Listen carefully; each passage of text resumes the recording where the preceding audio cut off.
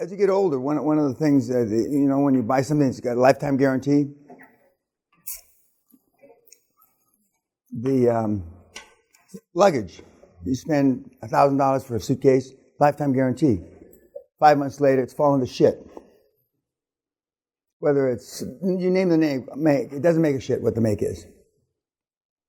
And I took a Samsonite several years ago to a dealership in Santa Barbara, and he laughed. He busted out laughing. And he says, lifetime guarantee is if you use the suitcase once every other year. And I use it, 3 times a week. And so I thought maybe that's a Samsonite. So then I went to me, and you name it, I've had them. And they fall to shit. So then I'll just put masking tape. And Sally says when Rolls Royce picks you up, it doesn't look right when they put a suitcase with masking tape. It doesn't bother me. I don't care what people, I don't care. So the Murph sees it, I don't care. But and a lot of other, it's one of my pet peeves about when they say, for life, and then it lasts a few weeks and sometimes a few days. And my glasses, these are really expensive frames and lifetime guarantee. So they've broken twice in the last week.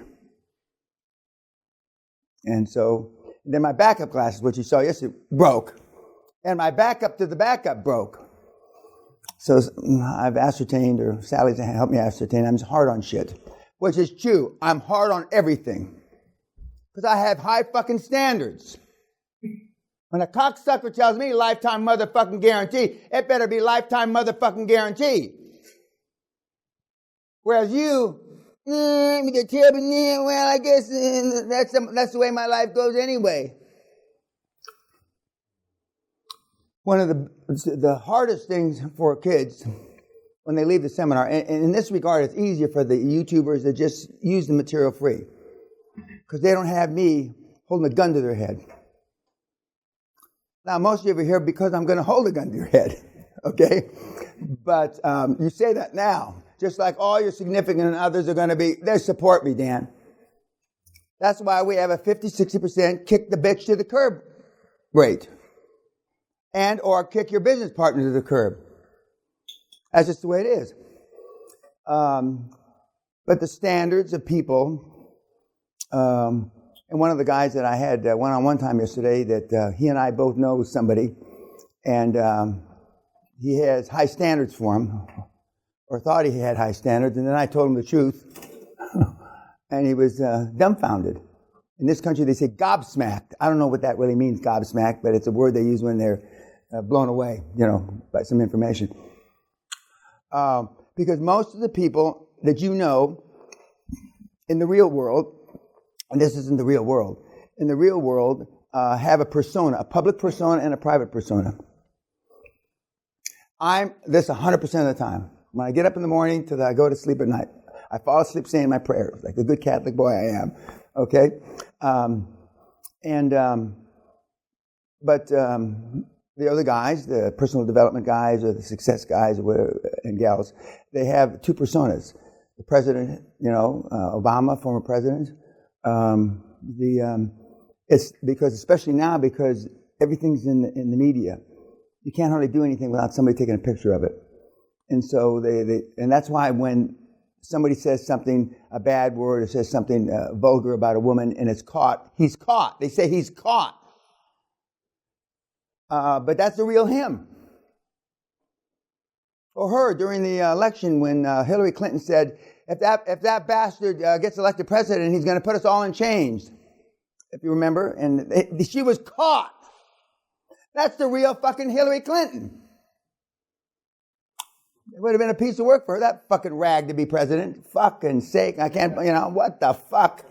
It's a good thing she's past her periods. Otherwise, every time she had a fucking period, we go to fucking war.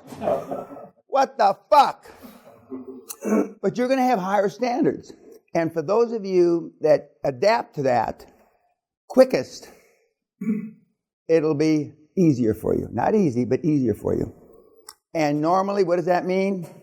First, show me your friends, show your future, family, business partners. And your business colleagues are the people that report to you or work under you or for you, or whatever word you want to use or phrase you want to use. They'll say, "What the fuck? He went to some goddamn course and now he's back. He's got a burr up his ass. And how long is this going to last?" I get letters from wives, from fathers, from children of the people that attend the seminar. Let him go. I got a call years ago from a 88 or 89-year-old dad. Let my 65-year-old son go. Release him from the cult.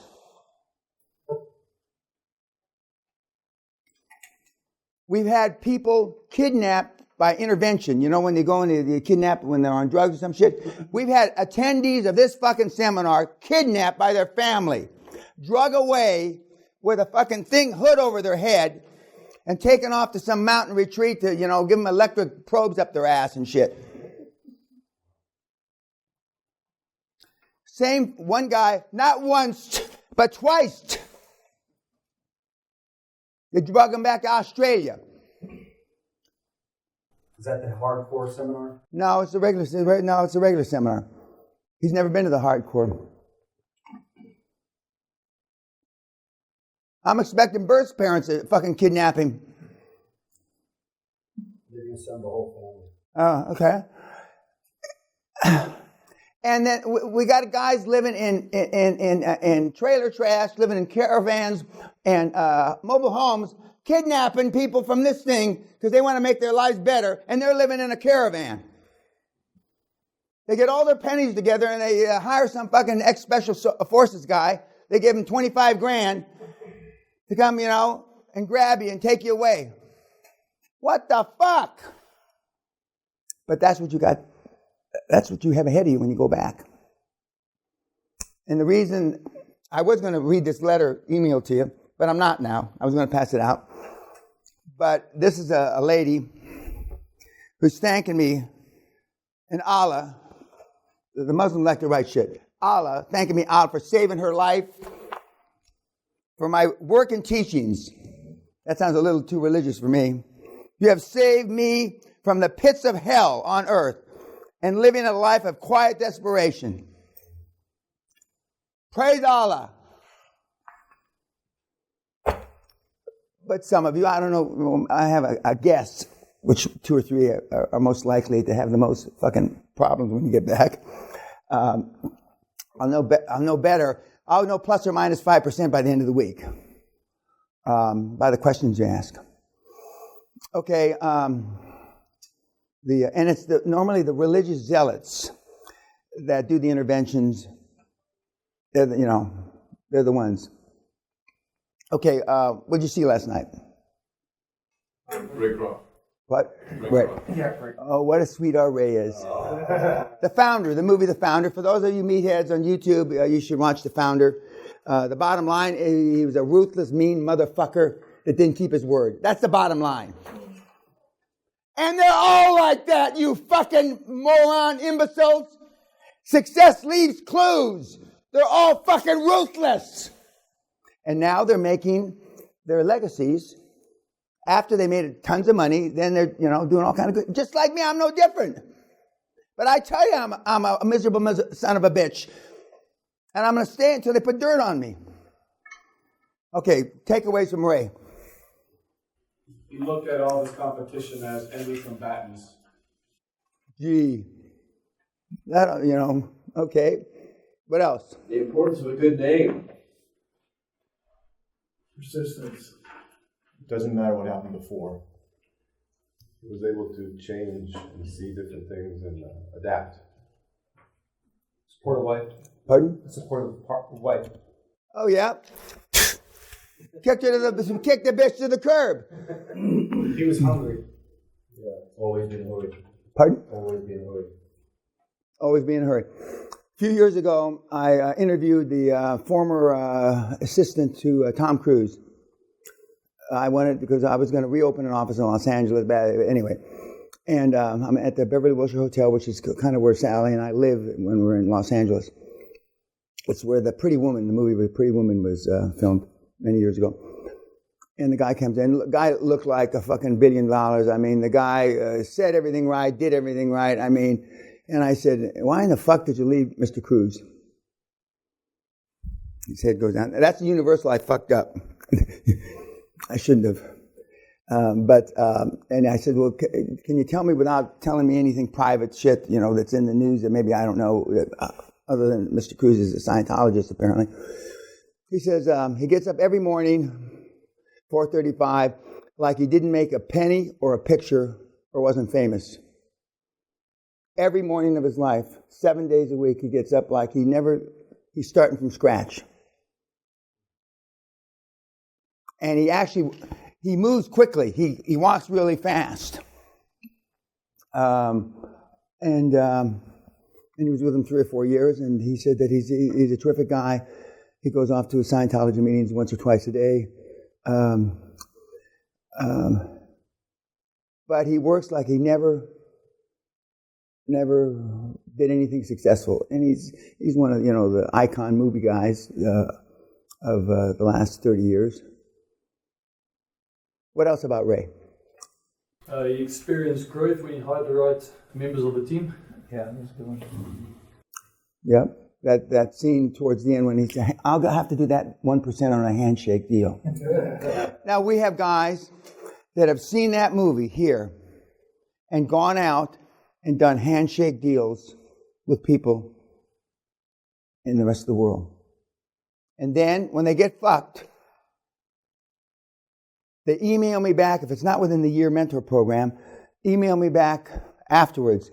You're right, Mr. Peña. And then when they tell me during the 5th or 6th month that they made a handshake deal with normally it has to do with owner finance or something, and they said, he fucked me, just like he told me. And then I'll put 72 pica font in the thing. You got fucked, moron! And they still do it. Because most of you are pleasers. I'm the antithesis of a pleaser.